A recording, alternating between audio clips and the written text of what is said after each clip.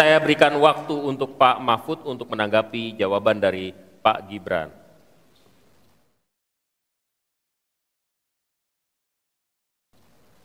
Mas Gibran yang terhormat, tadi itu pertanyaan yang dibaca oleh moderator, bagaimana strategi paslon untuk memastikan penyediaan infrastruktur sosial tanpa membebani keuangan daerah.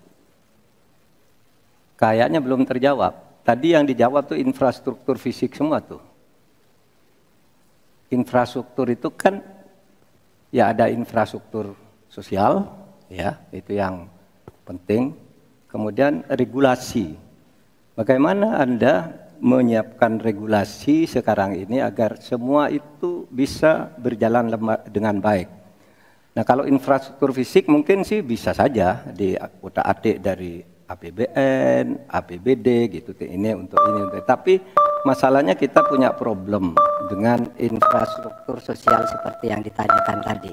Nah, itu saya kira yang perlu dijelaskan lebih jauh. Selesai. Waktu Anda habis, Pak. Baik, kita akan ke calon wakil presiden nomor urut 1, Bapak Muhaimin Iskandar untuk menanggapi. Waktunya 1 menit. Infrastruktur yang disampaikan Pak Gibran menjadi bagian dari yang perlu disediakan. Tapi infrastruktur sosial atau infrastruktur kerakyatan, pada dasarnya kita bisa melibatkan semua pihak untuk hadir dan memberikan solusi. Contohnya infrastruktur gedung-gedung sekolah yang memberikan kesehatan, kecerdasan bagi masa depan anak didik kita.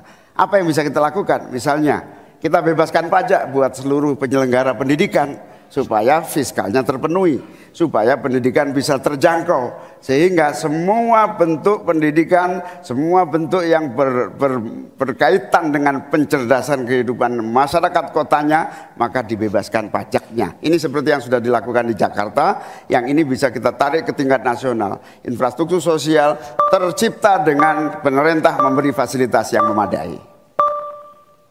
Cukup, Pak? Bapak? Cukup. Baik. Kita stop, countdown. Tenang. Saya berikan kembali waktu untuk Pak Gibran untuk menanggapi atas tanggapan dari Pak Mahfud dan Pak Muhaimin.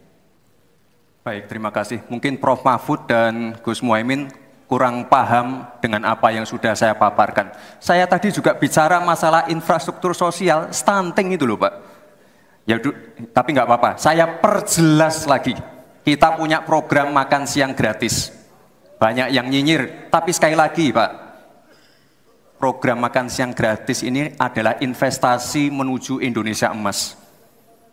Program makan siang gratis 400T ini adalah stimulan untuk ibu-ibu, warteg-warteg, warung-warung, catering-catering yang ada di daerah.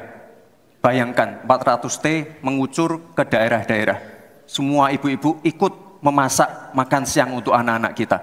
Itu Pak yang saya maksud dengan infrastruktur sosial. Program makan siang gratis, investasi ke depan untuk menuju Indonesia emas. Terima kasih.